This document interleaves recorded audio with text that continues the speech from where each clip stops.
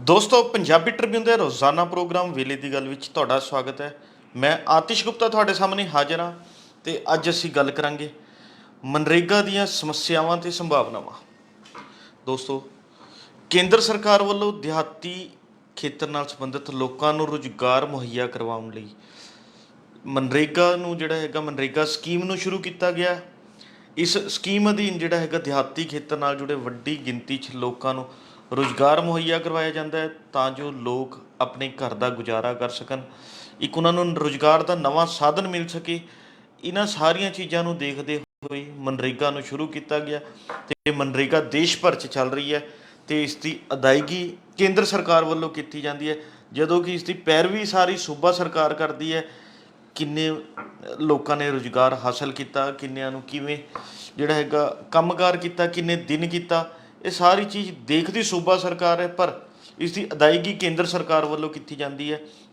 ਅਤੇ ਪਿਛਲੇ ਲੰਬੇ ਸਮੇਂ ਤੋਂ ਮਨਰੇਗਾ ਅਧੀਨ ਕੰਮ ਕਰਨ ਵਾਲੇ ਜਿੰਨੇ ਵੀ ਕਾਮੇ ਸੀਗੇ ਉਹਨਾਂ ਵੱਲੋਂ ਮੰਗ ਕੀਤੀ ਜਾ ਰਹੀ ਸੀ ਵੀ ਕਿ ਉਹਨਾਂ ਦੀ ਜਿਹੜੀ ਉਜਰਤ ਹੈ ਉਸ ਦੇ ਵਿੱਚ ਵਾਧਾ ਕੀਤਾ ਜਾਵੇ, ਉਸ ਨੂੰ ਵਧਾਇਆ ਜਾਵੇ, ਕਿਉਂਕਿ ਸੂਬਾ ਸਰਕਾਰਾਂ ਵੱਲੋਂ, ਹਰ ਸੂਬੇ ਵੱਲੋਂ ਆਪਣੇ ਪੱਧਰ 'ਤੇ ਉੱਥੇ ਦੇ ਲੋਕਾਂ ਦੀ ਘੱਟੋ ਘੱਟ ਉਜਰਤ ਦੀ ਇੱਕ ਸੀਮਾ ਤੈਅ ਕੀਤੀ ਹੋਈ ਹੈ ਵੀ ਕਿ ਇੰਨੀ ਜਿਹੜੀ ਤਨਖਾਹ ਹੈ ਇਹ ਘੱਟੋ ਘੱਟ ਲੋਕਾਂ ਨੂੰ ਮੁਹੱਈਆ ਕਰਵਾਈ ਜਾਣੀ ਚਾਹੀਦੀ ਹੈ, ਇਸ ਤੋਂ ਘੱਟ ਤਨਖਾਹ ਨਾ ਦਿੱਤੀ ਜਾਵੇ।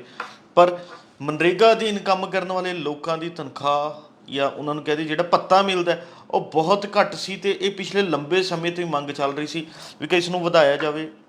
ਅਤੇ ਇਹ ਹਰ ਸਾਲ ਰਿਵਾਈਜ਼ ਵੀ ਕੀਤਾ ਜਾਂਦਾ, ਇਸ 'ਤੇ ਮੰਥਨ ਹੁੰਦਾ, ਵਿਚਾਰ ਚਰਚਾ ਹੁੰਦੀ ਹੈ ਅਤੇ ਉਸ ਤੋਂ ਬਾਅਦ ਇਸ ਨੂੰ ਵਧਾਇਆ ਜਾਂਦਾ। ਅਤੇ ਕੇਂਦਰ ਸਰਕਾਰ ਨੇ ਵਿੱਤ ਵਰ੍ਹੇ 2023-24 ਲਈ ਜਿਹੜੀ ਮਨਰੇਗਾ ਤਹਿਤ ਉਜਰਤ ਦੀਆਂ ਨਵੀਆਂ ਦਰਾਂ ਲਾਗੂ ਕਰ ਦਿੱਤੀਆਂ ਨੇ। ਇਹਨਾਂ ਦਰਾਂ ਦੇ ਵਿੱਚ ਘੱਟੋ ਘੱਟ 7 ਰੁਪਏ ਅਤੇ ਵੱਧੋ ਵੱਧ 26 ਰੁਪਏ ਪ੍ਰਤੀ ਦਿਹਾੜੀ ਕਹਿ ਲਈਏ, ਉਸ ਦਾ ਵਾਧਾ ਕੀਤਾ ਗਿਆ ਅਤੇ ਇਹ ਦਰਾਂ 1 ਅਪ੍ਰੈਲ 2023 ਤੋਂ ਲਾਗੂ ਹੋਣਗੀਆਂ। ਦੋਸਤੋ, ਜਿਵੇਂ ਹੁਣ ਮਨਰੇਗਾ ਦੀ ਗੱਲ ਕਰ ਰਹੇ ਹਾਂ ਤਾਂ ਮਨਰੇਗਾ 'ਚ ਇਸ ਸਮੇਂ ਦੇਸ਼ ਦੇ ਵਿੱਚ ਸਭ ਤੋਂ ਵੱਧ ਦਿਹਾੜੀ ਉਹ ਹਰਿਆਣੇ ਵੱਲੋਂ ਦਿੱਤੀ ਜਾ ਰਹੀ ਹੈ। ਹਰਿਆਣੇ ਵੱਲੋਂ ਨਵੀਆਂ ਦਰਾਂ ਨੂੰ ਲਾਗੂ ਕਰਨ ਤੋਂ ਬਾਅਦ 357 ਰੁਪਏ ਦਿਹਾੜੀ ਮਨਰੇਗਾ ਅਧੀਨ ਕੰਮ ਕਰਨ ਵਾਲੇ ਕਾਮਿਆਂ ਨੂੰ ਦਿੱਤੀ ਜਾਵੇਗੀ। ਜੇ ਦੇਖੀਏ ਤਾਂ ਸਭ ਤੋਂ ਘੱਟ ਦਿਹਾੜੀ ਇਸ ਸਮੇਂ ਮੱਧ ਪ੍ਰਦੇਸ਼ ਅਤੇ ਛੱਤੀਸਗੜ੍ਹ ਦੇ ਲੋਕਾਂ ਨੂੰ ਮਿਲ ਰਹੀ ਹੈ, ਉਹਨਾਂ ਨੂੰ ਸਿਰਫ 221 ਰੁਪਏ ਦਿਹਾੜੀ ਮਿਲ ਰਹੀ ਹੈ। ਇਹ ਬਹੁਤ ਹੀ ਚਿੰਤਾ ਦਾ ਵਿਸ਼ਾ ਵੀ ਕਿ ਜੇ ਗੱਲ ਕਰੀਏ ਵੀ ਕਿ 221 ਰੁਪਏ ਦਿਹਾੜੀ ਕੀ ਹੁੰਦੀ ਹੈ, ਇਸ ਦੇ ਵਿੱਚ ਕੌਣ ਕੀ ਗੁਜ਼ਾਰਾ ਕਰ ਸਕਦਾ ਆਪਣਾ, ਇਹ ਬਹੁਤ ਹੀ ਸੋਚਣ ਵਾਲੀ ਗੱਲ ਹੈ, ਵਿਚਾਰਨ ਵਾਲੀ ਗੱਲ ਹੈ। ਜੇ ਦੇਖੀਏ ਤਾਂ ਪੰਜਾਬ ਦੀ ਗੱਲ ਕਰੀਏ ਤਾਂ ਪੰਜਾਬ ਦੇ ਵਿੱਚ ਵੀ ਪਹਿਲਾਂ 282 ਰੁਪਏ ਸੀਗੀ ਅਤੇ ਹੁਣ ਇਸ ਵਾਰ 21 ਰੁਪਏ ਦਾ ਵਾਧਾ ਕੀਤਾ ਗਿਆ। ਇਸ ਤਰ੍ਹਾਂ ਮਨਰੇਗਾ ਅਧੀਨ ਦਿਹਾੜੀ ਜਿਹੜੀ ਪੰਜਾਬ ਦੇ ਵਿੱਚ ਹੈ ਉਹ 303 ਰੁਪਏ ਹੋ ਗਈ ਹੈ। ਅਤੇ ਇਸ ਤੋਂ ਇਲਾਵਾ ਜੇ ਗੁਆਂਢੀ ਸੂਬੇ, ਨਾਲ ਲੱਗਵੇਂ ਸੂਬੇ ਰਾਜਸਥਾਨ ਦੀ ਗੱਲ ਕਰੀਏ, ਰਾਜਸਥਾਨ ਦੇ ਵਿੱਚ 255 ਰੁਪਏ ਹੈ ਦਿਹਾੜੀ। ਬਿਹਾਰ ਅਤੇ ਝਾਰਖੰਡ ਦੇ ਵਿੱਚ 210 ਰੁਪਏ ਅਤੇ 228 ਰੁਪਏ ਹੈ। ਪਹਿਲਾਂ 210 ਸੀਗੀ, ਉਸ ਨੂੰ ਵਧਾ ਕੇ 228 ਰੁਪਏ ਕਰ ਦਿੱਤਾ, ਕਿਉਂਕਿ ਇਹ ਹਾਲਾਤ ਨੇ ਦੇਸ਼ 'ਚ ਚੱਲ ਰਹੇ ਨੇ। ਦੋਸਤੋ, ਜਿਵੇਂ ਕਿ ਆਪਾਂ ਦੱਸਿਆ ਵੀ ਕਿ ਮਨਰੇਗਾ ਅਧੀਨ ਕੰਮ ਇਹ ਸਿਰਫ ਦਿਹਾਤੀ ਖੇਤਰ ਨਾਲ ਜੁੜੇ ਲੋਕਾਂ ਨੂੰ ਦਿੱਤਾ ਜਾਂਦਾ ਹੈ ਤਾਂ ਜੋ ਉੱਥੇ ਦੇ ਲੋਕ ਰੁਜ਼ਗਾਰ ਹਾਸਲ ਕਰਕੇ ਆਪਣੇ ਘਰ ਦਾ ਗੁਜ਼ਾਰਾ ਕਰ ਸਕਣ, ਆਪਣੇ ਘਰਦਿਆਂ ਦਾ ਪੇਟ ਭਰ ਸਕਣ। ਇਸ ਕਰਕੇ ਇਹ ਰੁਜ਼ਗਾਰ ਦਿੱਤਾ ਗਿਆ। ਪਰ ਜੇ ਹੁਣ ਆਪਾਂ ਪੰਜਾਬ 'ਚ ਬੈਠੇ ਹਾਂ ਤਾਂ ਪੰਜਾਬ ਦੀ ਗੱਲ ਕਰਦੇ ਹਾਂ ਤਾਂ ਪੰਜਾਬ 'ਚ ਕੋਈ ਮਨਰੇਗਾ ਦੀ ਸਥਿਤੀ ਬਹੁਤੀ ਚੰਗੀ ਨਹੀਂ ਹੈ। ਜਿਹੜੀ ਨਿੱਤ ਬਹੁਤ ਮਾੜੀ ਹੁੰਦੀ ਜਾ ਰਹੀ ਹੈ, ਕਿਉਂਕਿ ਸਾਡੀਆਂ ਸੂਬਾ ਸਰਕਾਰਾਂ ਵੱਲੋਂ ਇਸ ਸਕੀਮ ਨੂੰ ਸਹੀ ਢੰਗ ਨਾਲ ਇੰਪਲੀਮੈਂਟ ਹੀ ਨਹੀਂ ਕੀਤਾ ਜਾਂਦਾ, ਲਾਗੂ ਹੀ ਨਹੀਂ ਕੀਤਾ ਜਾਂਦਾ। ਕਿਉਂਕਿ ਜੇ ਚਾਹਵੇ ਸੂਬਾ ਸਰਕਾਰ ਤਾਂ ਇਸ ਸਕੀਮ ਅਧੀਨ ਵੱਧ ਤੋਂ ਵੱਧ ਲੋਕਾਂ ਨੂੰ ਵੱਧ ਤੋਂ ਵੱਧ ਰੁਜ਼ਗਾਰ ਮੁਹੱਈਆ ਕਰਵਾ ਕੇ ਇੱਕ ਲੋਕਾਂ ਨੂੰ ਰੁਜ਼ਗਾਰ ਦਾ ਨਵਾਂ ਸਾਧਨ ਪੈਦਾ ਕੀਤਾ ਜਾ ਸਕਦੇ ਨੇ। ਇਸ ਦੇ ਨਾਲ ਹੀ ਇਹੋ ਜਿਹੀ ਇੱਕ ਰਣਨੀਤੀ ਤਿਆਰ ਕੀਤੀ ਜਾ ਸਕਦੀ ਹੈ ਜਿਸ ਤਰ੍ਹਾਂ ਲੋਕਾਂ ਤੋਂ ਕੰਮ ਵੀ ਕਰਵਾਇਆ ਜਾਵੇ ਅਤੇ ਉਸ ਦਾ ਲਾਭ ਸੂਬੇ ਨੂੰ ਹੋਵੇ, ਉਸ ਦਾ ਵਿੱਤੀ ਲਾਭ ਸੂਬੇ ਨੂੰ ਹੋਵੇ। ਇਸ ਤਰ੍ਹਾਂ ਦੀ ਇੱਕ ਰਣਨੀਤੀ ਤਿਆਰ ਕੀਤੀ ਜਾ ਸਕਦੀ ਹੈ, ਕਿਉਂਕਿ ਜੇ ਸਭ ਤੋਂ ਪਹਿਲਾਂ ਦੱਸ ਦਈਏ ਤਾਂ ਪੰਜਾਬ ਦੇ ਵਿੱਚ 21,98,000 ਦੇ ਕਰੀਬ ਜੋਬ ਕਾਰਡ ਬਣੇ ਹੋਏ ਨੇ, ਕਿ ਮਨਰੇਗਾ ਅਧੀਨ ਕੰਮ ਕਰਦੇ ਨੇ ਜਾਂ ਹੋਰ ਹੈ ਵੀ ਕਿ 21,98,000 ਲਗਭਗ 22 ਲੱਖ ਹੋ ਗਏ। ਅਤੇ ਇਸ ਵਿੱਚੋਂ ਜੇ ਦੇਖੀਏ ਤਾਂ ਸਿਰਫ ਐਕਟਿਵ ਕਾਰਡ ਨੇ ਉਹ 12 ਲੱਖ ਦੇ ਕਰੀਬ ਹੀ ਨੇ, ਵੀ ਕਿ 12 ਲੱਖ ਲੋਕਾਂ ਨੂੰ ਜਿਹੜਾ ਹੈਗਾ ਰੁਜ਼ਗਾਰ ਮਿਲਦਾ ਹੈ, 9 ਲੱਖ ਲੋਕਾਂ ਨੂੰ ਰੁਜ਼ਗਾਰ ਮਿਲਦਾ ਹੀ ਨਹੀਂ, ਉਹ ਬਿਲਕੁਲ ਹੀ ਨਾ ਬਰਾਬਰ ਹੈ। ਅਤੇ ਇਸ ਮਨਰੇਗਾ ਅਧੀਨ ਜਿਹੜਾ ਹੈਗਾ ਇੱਕ ਵਿਅਕਤੀ ਨੂੰ ਘੱਟੋ ਘੱਟ ਸਾਲ ਦੇ ਵਿੱਚ 100 ਦਿਨ ਰੁਜ਼ਗਾਰ ਜਿਹੜਾ ਹੈਗਾ ਦਿੱਤਾ ਜਾ ਸਕਦਾ ਹੈ। ਅਤੇ ਸਾਡੀਆਂ ਸਰਕਾਰਾਂ ਇਸ ਨੂੰ ਸਹੀ ਢੰਗ ਨਾਲ, ਜਿਵੇਂ ਦੱਸਿਆ, ਇੰਪਲੀਮੈਂਟ ਹੀ ਨਹੀਂ ਕਰਦੀਆਂ, ਇਸ ਨੂੰ ਜਿਹੜਾ ਹੈਗਾ ਸਹੀ ਢੰਗ ਨਾਲ ਲਾਗੂ ਹੀ ਨਹੀਂ ਕਰਦੀਆਂ, ਨਾ ਲੋਕਾਂ ਨੂੰ ਇਸ ਬਾਰੇ ਜਾਗਰੂਕ ਕਰਦੀਆਂ ਨੇ। ਇਸ ਕਰਕੇ ਜਿਹੜਾ ਹੈਗਾ ਮਨਰੇਗਾ ਅਧੀਨ ਕੰਮ ਸਹੀ ਢੰਗ ਨਾਲ ਨਹੀਂ ਹੋ ਪਾਉਂਦਾ। ਅਤੇ ਜੇ ਹੁਣ ਦੇਖੀਏ ਤਾਂ ਪੰਜਾਬ ਦੇ ਵਿੱਚ ਐਵਰੇਜ, ਜਿਵੇਂ ਦੱਸਿਆ ਵੀ ਕਿ 12 ਲੱਖ ਲੋਕਾਂ ਦੇ ਐਕਟਿਵ ਕਾਰਡ ਨੇ, ਅਤੇ ਉਹਨਾਂ ਦੀ ਜੇ ਆਪਾਂ ਦੇਖੀਏ ਤਾਂ ਐਵਰੇਜ ਦਿਹਾੜੀ ਜਿਹੜੀ ਹੈਗੀ ਹੈ 40 ਦਿਨਾਂ ਦੀ ਬਣਦੀ ਹੈ, ਜਦੋਂ ਕਿ ਦਿਹਾੜੀ 100 ਦਿਨ ਜਿਹੜਾ ਹੈਗਾ ਉਹ ਕੰਮ ਕਰ ਸਕਦੇ ਨੇ, ਪਰ ਹੁਣ ਉਹਨਾਂ ਤੋਂ ਸਿਰਫ 40 ਦਿਨ ਹੀ ਕੰਮ ਲਿਆ ਜਾ ਰਿਹਾ। ਇਹ ਐਵਰੇਜ ਜਿਹੜੀ ਹੈਗੀ ਹੈ ਦਿਹਾੜੀ ਪੰਜਾਬ ਦੀ ਨਿਕਲਦੀ ਹੈ।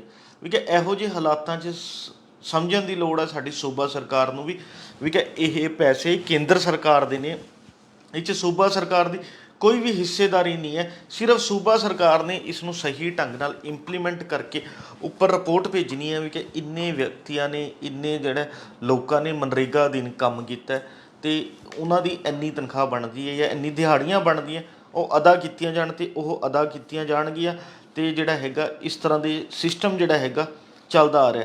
ਜੇ ਹੁਣ ਜਿਵੇਂ ਕਿ ਆਪਾਂ ਦੱਸ ਕੇ ਹਟੇ ਹਾਂ ਵੀ ਕਿ ਜੇ ਸੂਬਾ ਸਰਕਾਰ ਇੱਕ ਸਹੀ ਰਣਨੀਤੀ ਨਾਲ ਕੰਮ ਕਰੇ ਤਾਂ ਜਿਹੜਾ ਹੈਗਾ ਮਨਰੇਗਾ ਅਧੀਨ ਕੰਮ ਕਰਕੇ ਕੇਂਦਰ ਸਰਕਾਰ ਤੋਂ ਦਿਹਾੜੀਆਂ ਦਵਾ ਕੇ ਉਸ ਦਾ ਫਾਇਦਾ ਸੂਬਾ ਸਰਕਾਰ ਲੈ ਸਕਦੀ ਹੈ, ਸੂਬੇ ਦੇ ਲੋਕ ਲੈ ਸਕਦੇ ਨੇ, ਸਾਡੀਆਂ ਪੰਚਾਇਤਾਂ ਲੈ ਸਕਦੀਆਂ ਨੇ।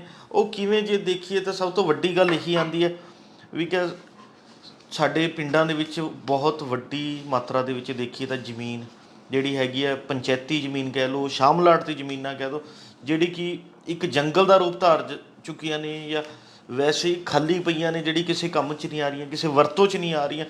ਜੇਕਰ ਸਾਡੀਆਂ ਪੰਚਾਇਤਾਂ, ਸੂਬਾ ਸਰਕਾਰ ਚਾਹਵੇ ਤਾਂ ਇੱਕ ਰਣਨੀਤੀ ਤਿਆਰ ਕਰਕੇ ਪੰਚਾਇਤਾਂ ਦੀ ਮਦਦ ਦੇ ਨਾਲ ਉਹਨਾਂ ਥਾਵਾਂ 'ਤੇ ਕੋਈ ਖੇਤੀ ਕਰਵਾ ਲੇ, ਕੋਈ ਫਲਦਾਰ ਬੂਟੇ ਲਵਾ ਲੇ, ਕੋਈ ਫੁੱਲ ਦੇ ਬੂਟੇ ਲਵਾ ਲੇ, ਕਿਉਂਕਿ ਇਸ ਤਰ੍ਹਾਂ ਦੀ ਕੋਈ ਸਪੈਸੀਫਿਕ ਇੱਕ ਖੇਤੀ ਕਰੀ ਜਾਵੇ ਅਤੇ ਉੱਥੇ ਦੇ ਲੋਕਾਂ ਨੂੰ ਇੱਕ ਰੁਜ਼ਗਾਰ ਵੀ ਮਿਲ ਸਕਦਾ ਹੈ। ਅਤੇ ਇੱਕ ਜੇ ਬੂਟਾ ਅੱਜ ਲਗਾ ਦਿੱਤਾ ਤਾਂ ਉਸ ਦਾ 3-4 ਸਾਲ ਬਾਅਦ ਉਸ ਦੇ ਵਧੀਆ ਫਲ ਵੀ ਜਿਹੜੇ ਨੇ ਮਿਲ ਸਕਦੇ ਨੇ, ਅਤੇ ਉਹਨਾਂ ਫਲਾਂ ਤੋਂ ਇੱਕ ਵਧੀਆ ਆਮਦਨ ਜਿਹੜੀ ਹੈਗੀ ਹੈ ਸਾਡੀ ਪੰਚਾਇਤਾਂ, ਸਾਡੇ ਜਿਹੜੇ ਹੈਗੇ ਆ ਹੋਰ ਸਰਕਾਰ ਜਿਹੜੀ ਹੈਗੀ ਆ ਉਹ ਹਾਸਲ ਕਰ ਸਕਦੀ ਹੈ।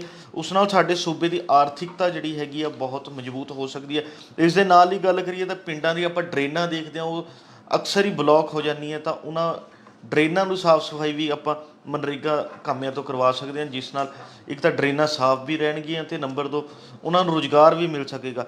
ਇਸ ਤੋਂ ਇਲਾਵਾ ਜੇ ਦੇਖੀਏ ਤਾਂ ਮਨਰੇਗਾ ਅਧੀਨ ਵੀ ਕਈ ਤਰ੍ਹਾਂ ਦੇ ਕੰਮ ਨਿਰਧਾਰਤ ਕੀਤੇ ਗਏ ਨੇ, ਚਾਹੇ ਉਹ ਖੇਤੀਬਾੜੀ ਖੇਤਰ ਨਾਲ ਜੁੜੇ ਹੋਣ, ਪਿੰਡਾਂ ਦੇ ਵਿੱਚ ਹੋਰ ਆਰਜੀ ਕੰਮ ਜਿੰਨੇ ਵੀ ਨੇ ਉਹ ਮਨਰੇਗਾ ਅਧੀਨ ਕਰਵਾਏ ਜਾ ਸਕਦੇ ਨੇ। ਜੇ ਉਹ ਵੀ ਕਰਵਾਉਂਦੇ ਨੇ ਤਾਂ ਮਨਰੇਗਾ ਅਧੀਨ ਲੋਕਾਂ ਨੂੰ ਵੱਧ ਤੋਂ ਵੱਧ ਰੁਜ਼ਗਾਰ ਮੁਹੱਈਆ ਕਰਵਾਇਆ ਜਾ ਸਕਦਾ। ਅਤੇ ਹੋਰ ਸਭ ਤੋਂ ਵੱਡੀ ਗੱਲ ਇਹੀ ਹੈ ਵੀ ਕਿ ਅੱਜ ਦੇ ਸਮੇਂ ਸਾਡੀਆਂ ਸਰਕਾਰਾਂ ਗੱਲ ਕਰਦੀਆਂ ਮੱਧਮ ਵਰਗ ਦੀਆਂ, ਉੱਚ ਵਰਗ ਦੀਆਂ, ਵੀ ਕਿ ਅਸੀਂ ਇਹਨਾਂ ਨੂੰ ਇਹ ਲਾਭ ਦਿੱਤਾ, ਇਹ ਫਾਇਦੇ ਦਿੱਤੇ, ਪਰ ਜੇ ਗੱਲ ਕਰੀਏ ਤਾਂ ਹੇਠਲੇ ਵਰਗ ਲਈ ਕੋਈ ਵੀ ਧਿਆਨ ਨਹੀਂ ਦਿੰਦਾ। ਕਿਉਂਕਿ ਮਨਰੇਗਾ ਅਧੀਨ ਕੰਮ ਕਰਨ ਵਾਲੇ ਜਿੰਨੇ ਵੀ ਦਿਹਾੜੀਦਾਰ ਲੋਕ ਨੇ, ਇਹ ਸਾਡੇ ਦਿਹਾਤੀ ਖੇਤਰ ਦੇ ਲੋਕ ਨੇ, ਇਹ ਸਾਡੇ ਸਭ ਤੋਂ ਹੇਠਲੇ ਪੱਧਰ ਦੇ ਵਿੱਚ ਗਿਣੇ ਜਾਂਦੇ ਨੇ। ਇਹਨਾਂ ਵੱਲ ਕੋਈ ਵੀ ਧਿਆਨ ਨਹੀਂ ਦਿੰਦਾ, ਜਦੋਂ ਕਿ ਲੋੜ ਹੈ ਇਹਨਾਂ ਵੱਲ ਧਿਆਨ ਦਿੱਤਾ ਜਾਵੇ। ਜਿਵੇਂ ਕਿ ਆਪਾਂ ਸ਼ੁਰੂਆਤ ਦੇ ਵਿੱਚ ਹੀ ਦੱਸ ਕੇ ਹਟੇ ਹਾਂ ਵੀ ਕਿ ਇਹਨਾਂ ਨੂੰ ਕੀ ਦਿਹਾੜੀ ਮਿਲ ਰਹੀ ਹੈ। ਪੰਜਾਬ ਦੇ ਵਿੱਚ 282 ਰੁਪਏ ਦਿਹਾੜੀ ਮਿਲ ਰਹੀ ਸੀ, ਅਤੇ ਹੁਣ 21 ਰੁਪਏ ਇਸ ਸਾਲ ਵਧਾਈ ਹੈ, ਅਤੇ 303 ਰੁਪਏ ਦਿਹਾੜੀ ਮਿਲ ਜਾਏਗੀ। 303 ਰੁਪਏ ਹੁੰਦਾ ਕੀ ਹੈ? ਜੇ ਇੱਕ ਔਰਤ ਨੂੰ ਜਿਹੜਾ ਹੈਗਾ 100 ਦੇ 100 ਦਿਨ ਰੁਜ਼ਗਾਰ ਵੀ ਦੇ ਦਿਓ ਤਾਂ 100 ਦਿਨ ਰੁਜ਼ਗਾਰ ਦੇ ਕੇ ਉਸਨੂੰ 303 ਰੁਪਏ ਨਾਲ ਜਿਹੜਾ ਹੈਗਾ ਕੀ ਉਹ ਆਪਣੇ ਘਰ ਦਾ ਗੁਜ਼ਾਰਾ ਕਰੇਗੀ?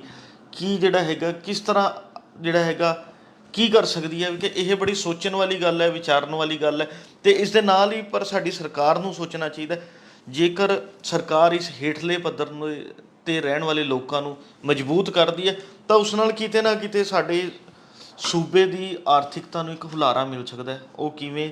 ਤਾਂ ਇਹ ਵੀ ਵਿਚਾਰਨਯੋਗ ਗੱਲ ਹੈ, ਕਿਉਂਕਿ ਸਾਡੀ ਕਈ ਮਾਹਰਾਂ ਨਾਲ ਗੱਲ ਹੋਈ ਹੈ ਤਾਂ ਉਹ ਇਹ ਗੱਲ ਮੰਨਦੇ ਨੇ ਕਿ ਜਿਹੜੇ ਲੋਕਾਂ ਦੀ ਆਮਦਨ ਜ਼ਿਆਦਾ ਹੁੰਦੀ ਹੈ, ਜਿਨ੍ਹਾਂ ਦੀ ਤਨਖਾਹਾਂ ਵੱਧ ਹੈ, ਚਾਹੇ ਉਹ ਸਰਕਾਰੀ ਮੁਲਾਜ਼ਮ ਹੈ ਜਾਂ ਕਾਰਪੋਰੇਟ ਕੰਪਨੀਆਂ 'ਚ ਕੰਮ ਕਰਨ ਵਾਲੇ ਲੋਕ ਨੇ, ਜਿਨ੍ਹਾਂ ਦੀ ਤਨਖਾਹਾਂ ਹਜ਼ਾਰਾਂ 'ਚ ਕਹਿ ਦਈਏ ਜਾਂ ਲੱਖਾਂ ਰੁਪਏ ਮਹੀਨਾ ਹੈ, ਉਹ ਲੋਕ ਜਿਹੜੇ ਨੇ ਆਪਣੇ ਪੈਸਿਆਂ ਨੂੰ ਜੋੜਨ ਵਾਲੇ ਪਾਸੇ ਵੀ ਵੱਧ ਧਿਆਨ ਦਿੰਦੇ ਨੇ। ਉਹ ਪੈਸਿਆਂ ਨੂੰ ਵੱਧ ਜੋੜਦੇ ਨੇ ਤਾਂ ਜਿਹੜਾ ਹੈਗਾ ਇਸ ਕਰਕੇ ਉਹ ਖਰਚਣ ਵਾਲੇ ਪਾਸੇ ਘੱਟ ਅਤੇ ਜਿਹੜਾ ਹੈਗਾ ਜੋੜਨ ਵਾਲੇ ਪਾਸੇ ਵੱਧ ਧਿਆਨ ਦਿੰਦੇ ਨੇ।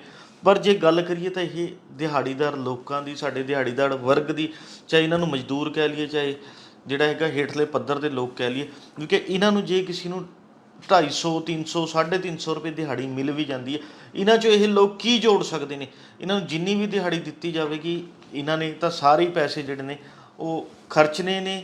ਤਾਂ ਇਹ ਸਿੱਧੇ ਤੌਰ 'ਤੇ ਮੰਡੀ ਦੇ ਵਿੱਚ, ਸਾਡੇ ਬਾਜ਼ਾਰ ਦੇ ਵਿੱਚ ਵੀ ਜਿਹੜਾ ਪੈਸਾ ਹੈ ਉਹ ਸਿੱਧੇ ਤੌਰ 'ਤੇ ਆਵੇਗਾ। ਇਸ ਨਾਲ ਸਾਡੀ ਜਿਹੜੀ ਸੂਬੇ ਦੀ ਆਰਥਿਕਤਾ ਹੈ ਉਹ ਮਜ਼ਬੂਤ ਹੋ ਸਕਦੀ ਹੈ, ਕਿਉਂਕਿ ਜੇ ਇੰਨਾ ਰੁਪਇਆ ਜਿਹੜਾ ਹੈਗਾ ਉਹ ਸਿੱਧਾ ਮਾਰਕੀਟ 'ਚ ਆਵੇਗਾ, ਮਾਰਕੀਟ 'ਚ ਖਰਚਿਆ ਜਾਵੇਗਾ, ਤਾਂ ਉਹ ਜਿਹੜਾ ਹੈਗਾ ਜ਼ਰੂਰ ਸਾਡੇ ਜਿਹੜਾ ਹੈਗਾ ਕਾਰੋਬਾਰ ਨੂੰ ਹੋਰ ਹੁਲਾਰਾ ਦੇਵੇਗਾ, ਸਾਡਾ ਕਾਰੋਬਾਰ ਮਜ਼ਬੂਤ ਹੋਵੇਗਾ ਲੋਕਾਂ ਦਾ, ਅਤੇ ਇਸ ਨਾਲ ਸੂਬੇ ਦੀ ਆਰਥਿਕਤਾ ਵੀ ਮਜ਼ਬੂਤ ਹੋਵੇਗੀ। ਤਾਂ ਇਸ ਤਰ੍ਹਾਂ ਜਿਹੜਾ ਚੀਜ਼ਾਂ ਵੱਲ ਸਰਕਾਰਾਂ ਨੂੰ ਧਿਆਨ ਦੇਣ ਦੀ ਲੋੜ ਹੈ, ਤਾਂ ਜੋ ਸੂਬੇ ਦੇ ਵਿੱਚ ਮਨਰੇਗਾ ਨੂੰ ਮਜ਼ਬੂਤ ਕੀਤਾ ਜਾ ਸਕੇ। ਮਨਰੇਗਾ ਦੇ ਨਾਲ ਹੀ ਜਿਹੜੇ ਵੱਡੀ ਗਿਣਤੀ 'ਚ ਲੋਕ ਨੇ ਉਹਨਾਂ ਨੂੰ ਮਜ਼ਬੂਤ ਕੀਤਾ ਜਾਵੇ। ਪਰ ਦੇਖਣਾ ਇਹੀ ਹੋਵੇਗਾ ਸਾਡੀ ਸੂਬਾ ਸਰਕਾਰ ਕੀ ਕਰਦੀ ਹੈ, ਕੀ ਰਣਨੀਤੀ ਅਖਤਿਆਰ ਕਰਦੀ ਹੈ। ਪਰ ਜੇ ਦੂਜੇ ਪਾਸੇ ਗੱਲ ਕਰੀਏ ਜਿਸ ਦੀ ਇਹ ਸਕੀਮ ਹੈ ਕੇਂਦਰ ਸਰਕਾਰ ਦੀ, ਕੇਂਦਰ ਸਰਕਾਰ ਵੀ ਲਗਾਤਾਰ ਆਪਣਾ ਹੱਥ ਜਿਹੜਾ ਹੈਗਾ ਮਨਰੇਗਾ ਤੋਂ ਪਿੱਛੇ ਖਿੱਚਦੀ ਜਾ ਰਹੀ ਹੈ, ਕਿਉਂਕਿ ਪਹਿਲਾਂ ਤਾਂ ਉਹ ਮਨਰੇਗਾ ਦਾ ਬਜਟ ਹਰ ਸਾਲ ਘਟਾ ਰਹੀ ਹੈ।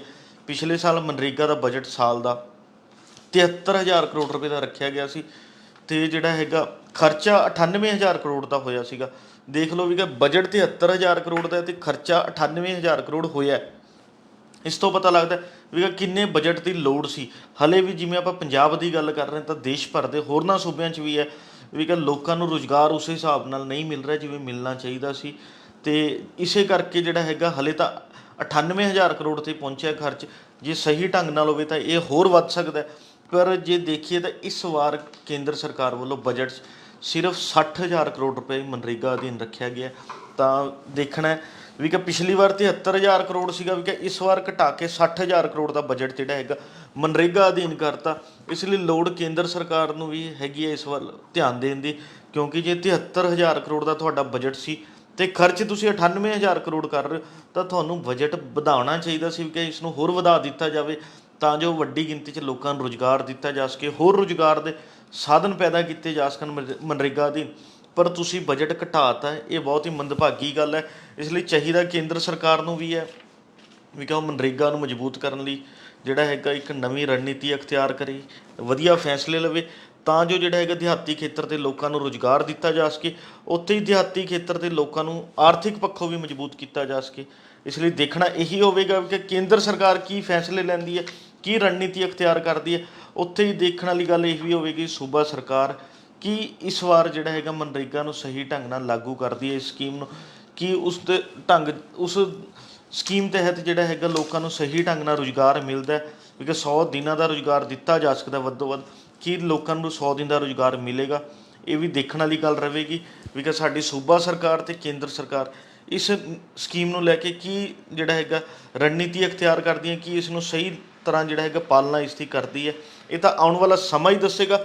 ਪਰ ਪੰਜਾਬੀ ਟ੍ਰਿਬਿਊਨ ਤੁਹਾਡੇ ਤੱਕ ਲਗਾਤਾਰ ਇਹੋ ਜਿਹੇ ਜਨਤਕ ਮੁੱਦਿਆਂ ਨੂੰ, ਲੋਕਾਂ ਦੀ ਸਮੱਸਿਆਵਾਂ ਨੂੰ ਤੁਹਾਡੇ ਅੱਗੇ ਉਭਾਰਦਾ ਰਹੇਗਾ, ਤੁਹਾਡੇ ਅੱਗੇ ਰੱਖਦਾ ਰਹੇਗਾ। ਅਤੇ ਕੱਲ੍ਹ ਨੂੰ ਫਿਰ ਇਸੇ ਸਮੇਂ ਇੱਕ ਨਵੇਂ ਮੁੱਦੇ 'ਤੇ ਗੱਲਬਾਤ ਕਰਾਂਗੇ ਪ੍ਰੋਗਰਾਮ ਵੇਲੇ ਦੀ ਗੱਲ ਵਿੱਚ। ਧੰਨਵਾਦ।